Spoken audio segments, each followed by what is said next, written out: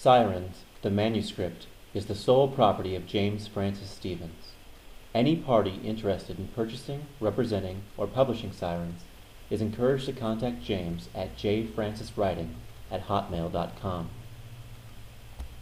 Acknowledgements. This book is dedicated to those who have at times felt uneasy about their personal autonomy. It could not have been written without the love and inspiration of my wife Catherine, the support of my brother Richard, mother Janine, and many close friends. Sirens by J. Francis, Chapter 1.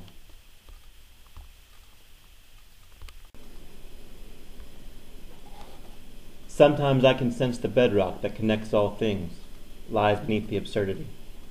I see the common thread running through the middle of a waterfall, down convenience store aisles, and between people passing downtown. Times when I can see below the surface of all those trivial fronts that fool us into thinking we're separate, when in fact we're all fingers and thumbs that can't bear to see the hand to which they're attached.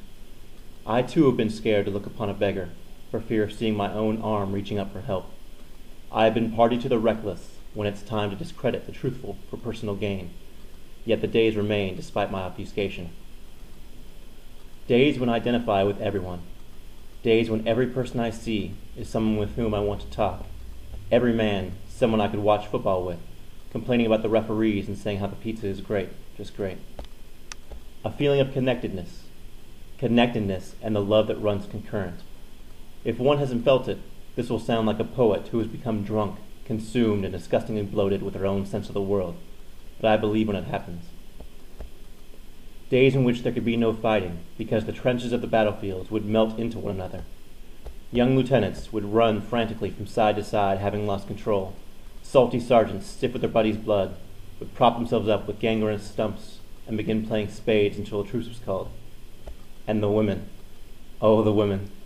Sometimes during a rainy day, just before the holidays, when the coffee bars are jammed with couples and friends wearing thick sweaters and drinking tea, women speak to me from a distance. I want to be with every one of them. Not just sexually, I want to take in the life they are giving. I want to lie on soft rugs with old women who have worn out their husbands, girls still emanating passion into their twilight years, drooping bosoms still wanting to be suckled. I want to talk with every young girl, ask her what has brought her into our mutual space. I want to ask her if she feels the same way about the day, the football, and the blood-filled trenches. I want to brush aside their hair and lay my lips on the nape of their neck, making just one spot warm and moist, then step back and thank them before turning to the next. These days, they're all my friends.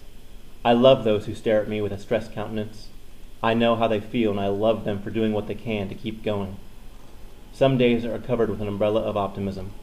I wish these days were more frequent. I wish I could give these days to others. She's down there right now, all alone. I wish I could give these days to M.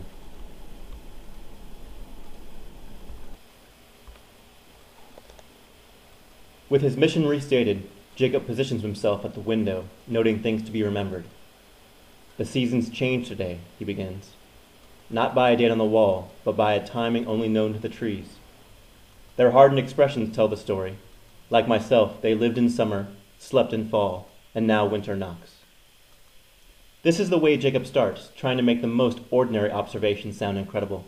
The apartment is cold, but Jacob is overjoyed to have a view of the street.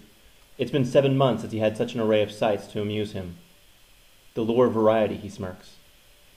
I wonder if the trees remember the last time they lost their leaves. Did they mark the day they lost everything and retreated inward? Maybe they just stand, with no hope for the future, and no regret for the past. I do remember, he laments with a hint of anger. I remember these exact thoughts last time I regained my view. I know without question the winter of my youth, the chill that preceded it and the desperation that followed. I know too well the years that have ticked away, while I have done nothing except watch with disconnected eyes, sometimes joyous, sometimes jealous. Maybe I'll go outside today and feel the air myself, so that I could lie dormant until nature saw fit for me to grow, to thrive, to reach up my hand and grab the sun. He closes his eyes. I was not always haunted by trees.